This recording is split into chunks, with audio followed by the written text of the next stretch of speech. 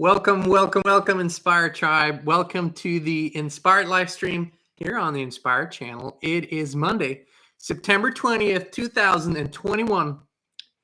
W-O-N, my friends, big W, as in one. Affirm that. Hold that in your heart. We're healthy, we're wealthy, we're whole, we're free.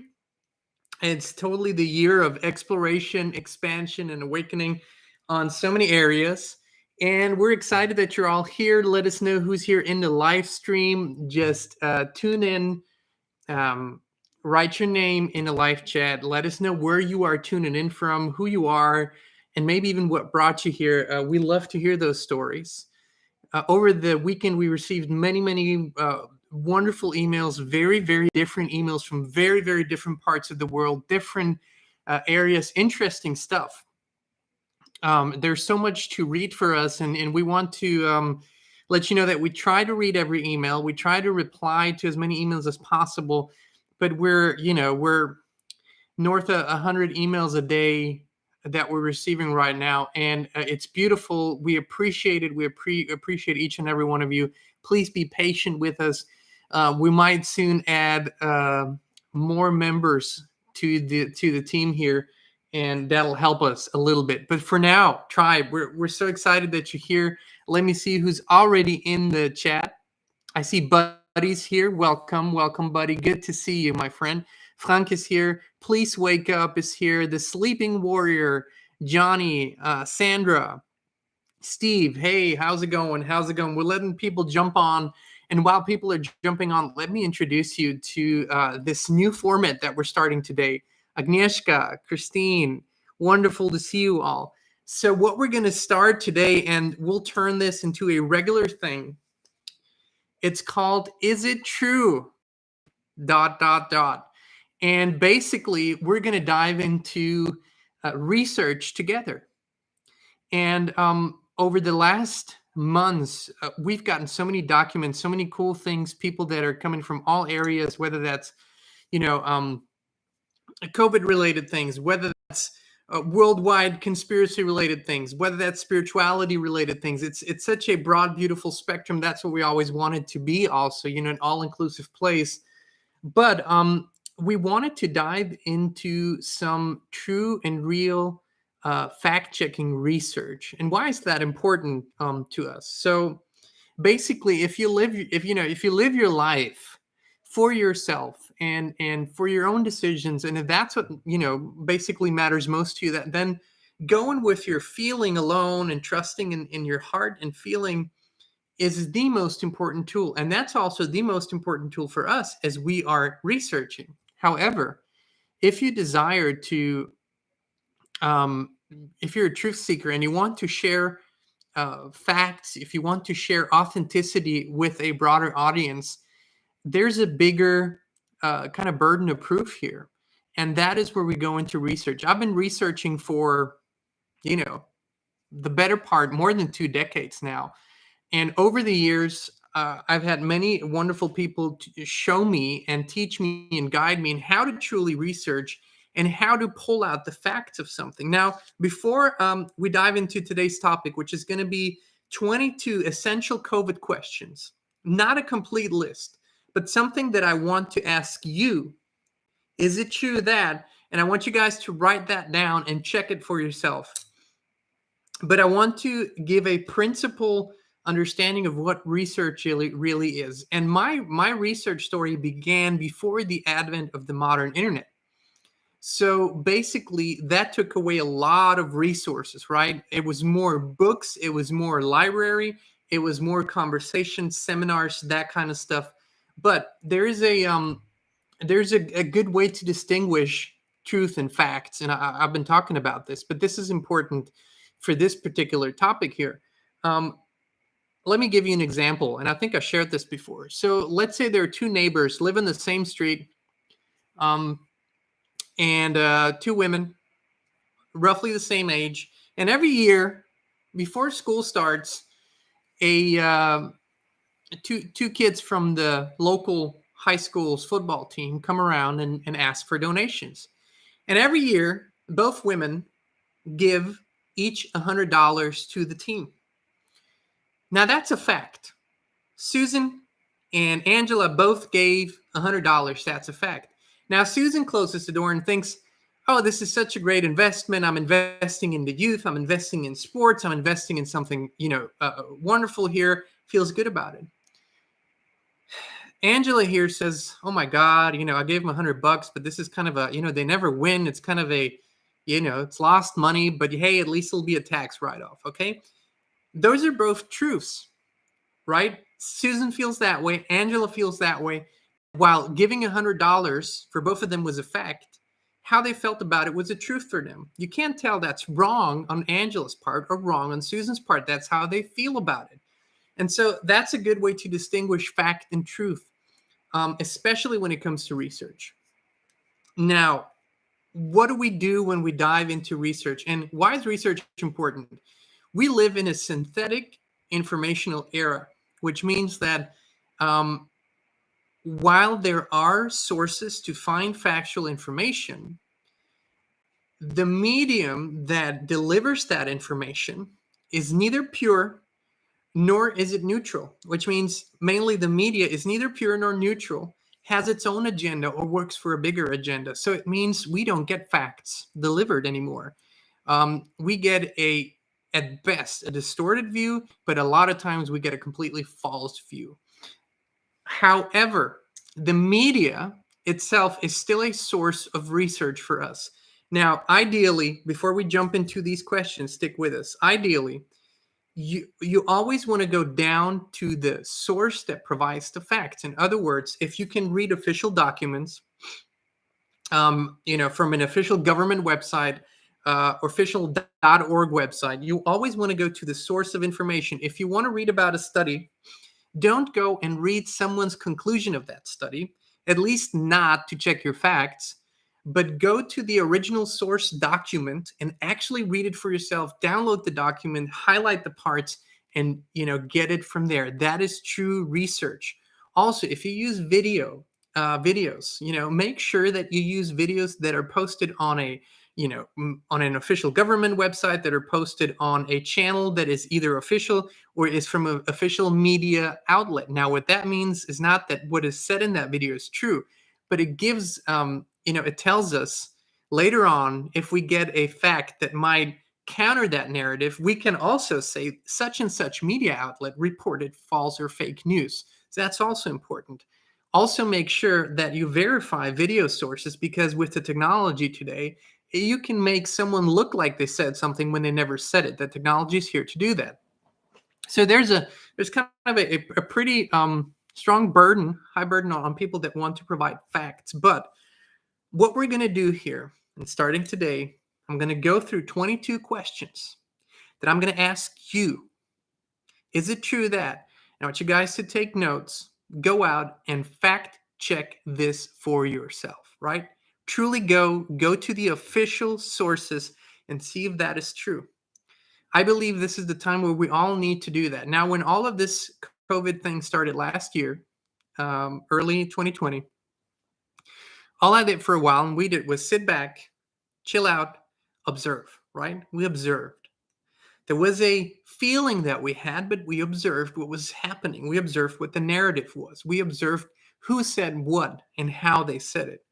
And that gave us an idea of what was transpiring. Then we started checking things, going to the sources, going back to what happened 3, 4, 5 years ago. There's a big picture here. But if you truly want to talk to this topic about other people, and if you want to give facts, you need to do your due diligence. Otherwise, you can say, this is just my feeling, and that is legitimate, and that is awesome, and that is totally fine. But there's a difference between facts, truths, and feelings. All are equally important, but they have a different value in a different situation. So without further ado, take your notebooks, take your pens. You are now becoming part of the investigative research team. And what that means moving forward, we can together choose areas and topics that are important to us, to us, to you, to everyone maybe, and do some research on that. And we really want you to become part of that, because we can do more We can get bigger pictures if we put our minds and hearts together. So last but not least, before we dive into the questions, tune in with your heart, connect your mind, your brain to your heart, have that and connect it to higher consciousness, to the creator. That's the holy trinity, your mind, your heart, and the creator. That will give you a much better filtration system. All right. So what we did here is we looked at 18 months of extreme COVID information to the public, and we picked some topics and areas that we believe haven't been covered properly, discussed publicly properly, or haven't been reported on truthfully. So we're going to ask the question, is it true that? So we'll begin here. And for those of you who don't know, I believe I didn't introduce myself today. I'm Jean Nolan. Kristin is just around the corner coming here, my beautiful wife. So let's dive into it.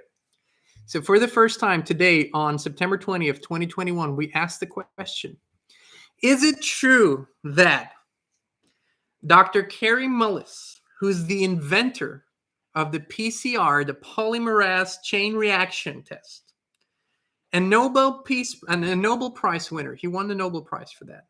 Is it true that Dr. Kary Mullis said, with PCR, if you do it right, you can find almost anything in any body because there are very few molecules that you don't have at least one of in your body? This is a quote. Is it true that? I'm going to move on to question number 2. Is it true that in September of 2019, Bill Gates appeared in the Netflix series Explained, which imagined a wet market in China where live and dead animals are stacked and a highly deadly virus erupts that spreads globally?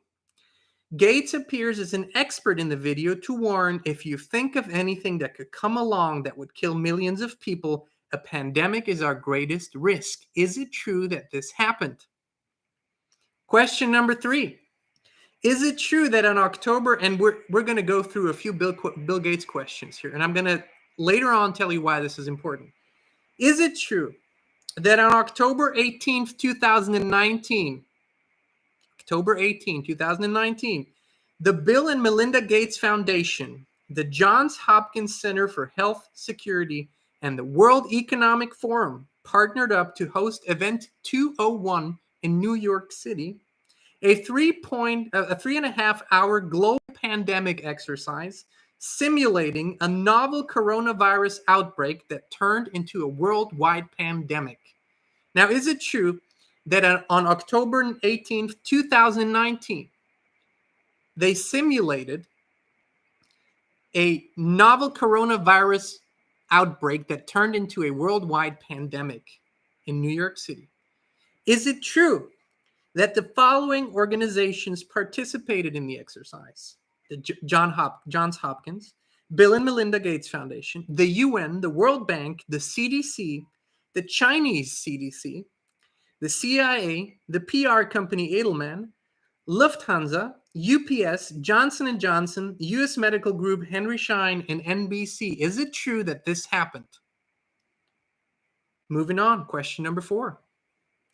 Is it true that Bill Gates, during a TED Talk in 2010, said the world today has 6.8 billion people? That's headed up to 9 billion. Now, if we do a really great job on new vaccines, healthcare, reproductive health services, we could lower that by perhaps 10 or 15%. Is it true that he said that in a TED Talk in 2010? Is it true, question number 5, that the Gates Foundation gave a grant to the University of Wuhan, China, for global health and development public awareness and analysis in 2018? Is it true that they gave a grant to the University of Wuhan in 2018 for this? Is it true that the Gates Foundation is one of the biggest funders of the World Health Organization? World Health Organization set for the longest time over this past 18 months all the standards worldwide for this pandemic. So question, is it also true that Bill Gates in 2019, early 2019, January to be exact, said, and I quote, that vaccines are the best investment I ever made, yielding a 20-to-1 return over the last 20 years? Is it true? Question number 8, that on December 19th, 2019, December 19th, 2019, Bill Gates tweeted, "What's next for our foundation? Foundation question mark. I'm particularly excited what the next year could mean for one of the best buys in global health, vaccines." He said that in December of 2019. Is it true that he said it? I'm asking you. Is it true that Microsoft holds a patent, and that's for those of you who know Bill Gates, Microsoft, that Microsoft holds a patent for a cryptocurrency system using body activity data with the patent number W02000060606. Is it true? Is it true? Question number 10, that the EU, European Union government, has been working on a vaccination roadmap since at least 2018 and published it in late 2019, proposing a common EU vaccination card passport after conducting a feasibility study from 2019 to 2021. Which that means is what they said in 2018, we want a common vaccination passport and card for all EU citizens, and we're going to do a feasibility study from 2019 to 2021. Is it true? I'm asking you, is it true? Take a quick break here. Breathe a little. Let it sit in. What we're doing here is true research. I'm asking you take notes or come back later, replay, write down, go and check it out. Go to official government sources. Thank you so much. Is it Catherine Can? Thank you so much for your contribution. Really appreciate it. Let's move on. We're about halfway through, almost. Question number 11. Is it true that Congress in the United States is currently working on legislation, H.R. 666, H.R. 666, and legislation H.R. 6666? And if it's true, go look up what that legislation is about. Is it true that they're working on bills with the numbers H.R. 666 and H.R. 6666? Moving on, question number 12. We're moving a little deeper. Is it true that cells from aborted fetuses were used in the development of COVID-19 vaccines? Is that true? Cells of aborted fetuses were used in the development of COVID-19 vaccines. Moving forward, is it true that pharma company and vaccine producer Moderna calls its new mRNA biotechnology the software of life? Is it true? Check out their website. See for yourself. Moving forward, is it true that Moderna's CEO said that mRNA, it's what is used in their vaccines now, is rewriting the genetic code? Dr. Tal Zak, Moderna's chief medical officer, said, "We're hacking the software of life." Is it true? Is it true that VAERS, and that's a system, the Vaccine Adverse Event Reporting System, it's an official system by the government, Vaccine Adverse Event Reporting System, which means that if there's some sort of reaction, adverse reaction to a vaccine or death caused by a vaccine, that's reported in that system. Is it true that according to this system, adverse reactions to vaccines, all vaccines overall, went up 1,000% from 2020 to 2021, counting only till September, roughly 1,000%? And is it true that the reported deaths in connection with vaccines in that system went up 7,000% from 2020 to 2021, only counting until September of 2021? Is that true? Is it factual that vaccine-related adverse events went up 1,000% and vaccine-related deaths went up 7,000% in this year? Is it true according to this system? Is it true that one Dr. Sherwood treated 9,000 COVID patients with 0 deaths using a specific combination of readily available medicines? Is it true that one Dr. Meehan treated 2,700 COVID patients with 0 deaths? Same regimen. Is it true that one Dr. Zelenko treated 7,000 COVID patients with readily available medicines with only 3 deaths? And is it true that one Cross Health in Kentucky treated 1,500 patients with 0 deaths? That's roughly 20,000 treated COVID patients with 3 deaths using readily available medicines. Look it up. Is that true? Dr. Sherwood, Dr. Meehan, Dr. Zelenko, and one Cross Health in Kentucky. Is it true? Is it true? We have 2 more questions left in this. Is it true that according to 42 U.S. Code, paragraph 300 AA-22, and I quote, no vaccine manufacturer shall be liable in a civil action for damages arising from a vaccine-related injury or death associated with the administration of a vaccine after October 1, 1988. If the injury or death resulted from side effects that were unavoidable even though the vaccine was properly prepared and was accompanied by proper directions and warnings. Is it true that this in essence means that vaccine manufacturers are not liable for injury or death that was caused by their vaccines starting October 1, 1988 in the United States? Is that true? Is it true? The last question for today here for this topic. Is it true that President Biden vaccine mandate does not include members of Congress and their staff? I repeat, is it true that President Biden's vaccine mandate does not include members of Congress and their staff? Is that true?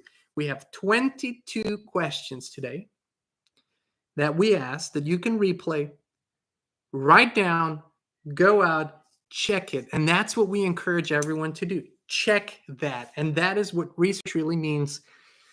What you want to look for, if you go and use the internet, which is probably the number one tool you're going to use, look for .gov websites, or look for websites that were linked from .gov websites. Those are, now we are not saying that government websites always provide accurate information. What we're saying is if they knowingly provide inaccurate information, that in itself means something, and they might be liable for that.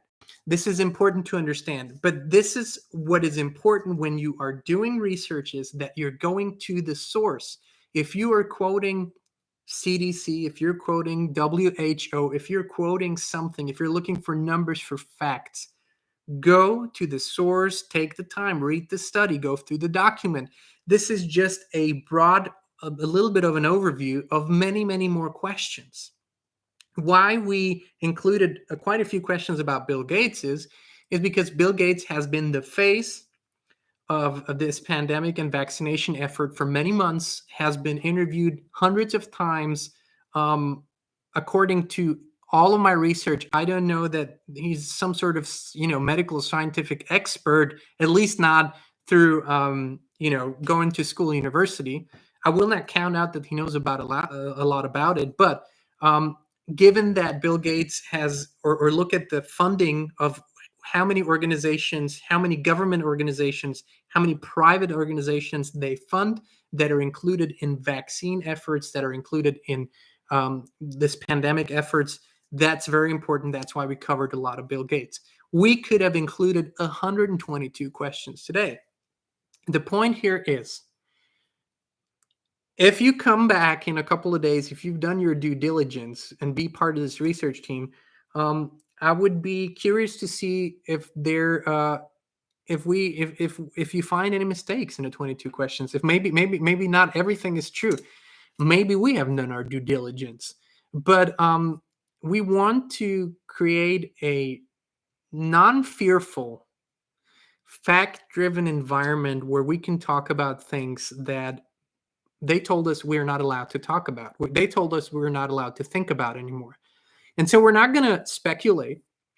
We're not going to just talk about what we feel about something. We're not going to talk about our personal truths when it comes to this. We're going to pull hard facts, as factual as we can find them, because I'm not the one conducting a study. I don't have the availability that the CDC has. But if they publish a study, I can look up the numbers. I could tell you something that I'm not going to do today, but I'm going to ask you to go through the countless stats that the CDC put out and see, and just check for yourself. What was the number of deaths in the United States in 2017, 2018, 2019, 2020, 2021? Just look it up. Just look it up and see what you can find. There's no push here on anything. Why this is important is because we don't have a fact-driven narrative.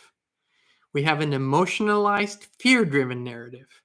And we have misinformation on all sides at all times everywhere. And I don't like misinformation.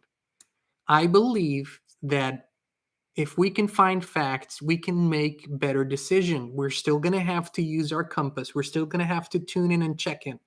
But if we don't see facts, we have a falsified, synthetic information field, and that's what we live in. So we have to go and dig deeper. If something cannot be verified, if something is muddy, then it's definitely not scientific, and it's also not factual. Then it's speculation. And we need to understand one thing too. A fact is what I said earlier, is what I said in the beginning of this live stream. If you give out $100 to the local football high school team, that is a fact. If you say, I don't really feel good about this, a waste of money, that is a truth. It's not a fact, that's a truth. That's how you feel about it. And there's a difference. A conclusion is not a fact. We could take all these questions together and come to a conclusion. That doesn't necessarily make it a fact. That is more a truth-driven thing. I feel this way. This looks to be a logical conclusion. It might be true, but you cannot go out and publicly say this is a fact. There's a difference. And the lines have been muddied so much on this. And this is important, especially if you have a open heart, especially if you're an in-tune being. Don't allow yourself to, go into the muddy waters where you're throwing around things that you're not sure about, where also the reputation of your word suffers. It's important. And so real research takes time. Real research, with real research, you must go in as unbiased as possible, which means that if you read data, keep an open mind. You might be surprised. You might have thought it's different than it is. But if you don't keep an open mind, you're going to run into something that's called confirmation bias, which means that you're only looking for facts that support what you already believe. And that too is not factual research. So on the other hand, don't be afraid to see things for what they are. If those 22 questions that I asked today, or we asked today, if it's true what we said here, then this paints a broader picture. It raises more questions. It raises way more questions. And then we have to ask those questions too and go down that rabbit hole too until we come to a as factual as possible conclusion. Now that's research. And I've been doing it for so long that I felt that in a world where there are thousands and thousands of YouTube channels and other platforms where facts are constantly combined with speculation and making that sound like a fact, it's very dangerous because it turns off people, because you present a fact and three speculations and you make it all sound like it's the same thing, and it's not. And that's really, really, really important. So we want to invite you to become a part of the Inspired Research team here, which means we want you to be part of this, just as important as all the other things that we do.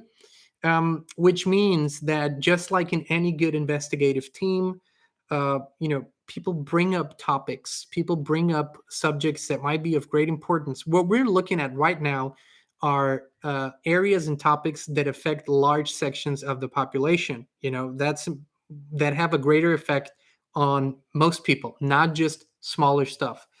What we're also looking for is people that are willing to do the research and come up with facts that are verifiable. It's also important. And last but not least, it's important that you're in tune, because you also need to feel and have that inner moral compass and have that open-mindedness and broadness. And then we can put check marks to all these questions week after week that we do this live stream, this new format, and maybe bring clarity and fight misinformation and bring facts, and therefore a clear path to truth if we do that together. Now, if you're interested, you're invited to become a part of the Inspired research team, the investigative team. And there's really no limitation to what we can do here. The important thing is that we are diligent in this work.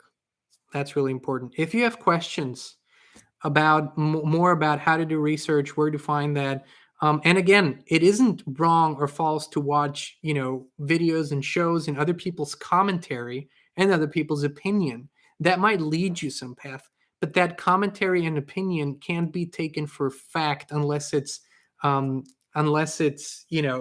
founded, or it's facts are shown, or documents are provided, or links are provided, or sources are provided.